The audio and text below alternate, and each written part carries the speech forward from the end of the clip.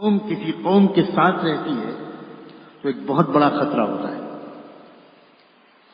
جب کوئی قوم کسی قوم کے ساتھ رہتی ہے اور خاص طور پر وہ قوم محکوم ہو، اس کے ہاتھ میں کوئی اختیار نہ ہو، طاقت نہ ہو، اور وہ ذرا اس انداز کے رہتی ہو، رہنے پر مجبور کر دی گئی ہو، تو ایک بڑا خطرہ ہوتا ہے. اس لیے کہ ایک فطرت ہے، ایک کمزوری ہے انسان کی، جس کی طرف اشارہ کیا گیا ہے الناس علی دین ملوکہم کہہ کر، کہ انسانوں کی ایک کمزوری یہ ہے کہ وہ حکمرانوں کے طریقے پر چلنے لگتے ہیں.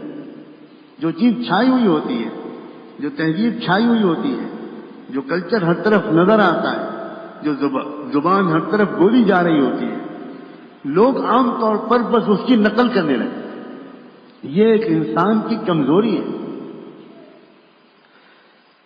ہم اس ملک کے مسلمان بہت بڑے خطرے کے ساتھ جی رہے ہیں اس ملک میں، اور ایک زمانے میں ہمارے اکابر اس دنیا میں وہ موجود تھے جن کو اس خطرے کا پورا احساس تھا، اور وہ دن رات اپنی بیانوں، تقریروں، مضمونوں، گفتگوؤں، سفر، حضر، ہر وقت وہ مسلمانوں کو جہاں اور چیزوں کی تلقین کرتے تھے، جہاں اصلاحی باتیں کرتے تھے، جہاں ان کی تعلیم و تزکیے کے سارے مضامین بیان کرتے تھے، وہاں وہ اکابرین اس بنیادی خطرے سے آگاہ کرتے تھے اور بار بار یاد دلاتے تھے اس ملک کے مسلمانوں کو کہ خبردار، یاد رکھنا، تم اس ماحول کے اثر سے کہیں تم بھی کسی نہ کسی درجے میں شرک میں مبتلا نہ ہو جاؤ، شرک کو معمولی نہ سمجھنے لگو، شرک کو تمہارے ذہن و دماغ قبول نہ کرنے لگے اور تم اس کی نقل کرنے کی غلطی نہ کرنے لگو.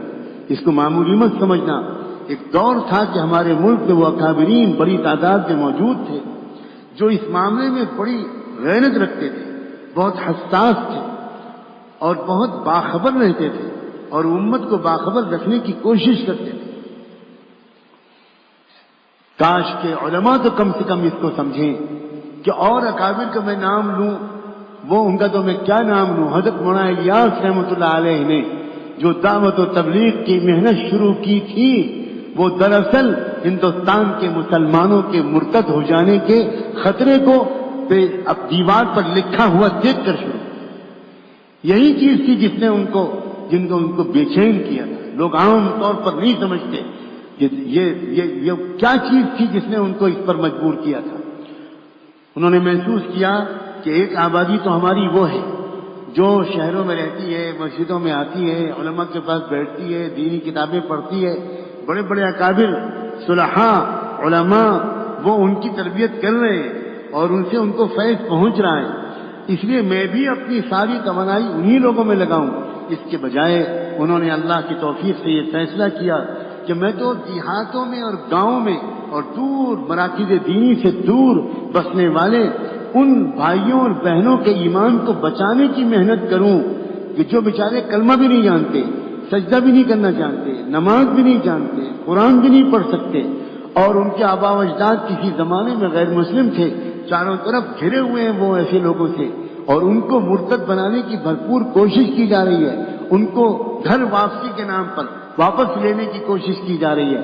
اس وقت حضرت مولانا الیاس رحمۃ اللہ علیہ نے اس خطرے کو محسوس کیا تھا اور رو رو کر، بلک بلک کر، تڑپ تڑپ کر اللہ تعالیٰ سے ایک ایسا طریقہ مانگ لیا تھا کہ کسی طرح ایک ایک ایسے آدمی کے پاس خود جایا جائے. ان میں طلب تو ہے نہیں، انہیں کچھ خبر تو ہے نہیں، وہ تو خود آئیں گے نہیں نماز سیکھنے، کلمہ سیکھنے. ان کے پاس جایا جائے، ایمان کی عظمت کو ان کو سمجھایا جائے، ایمان کتنی بڑی دولت ہے، ایمان سے کتنا بیڑا پار ہوگا.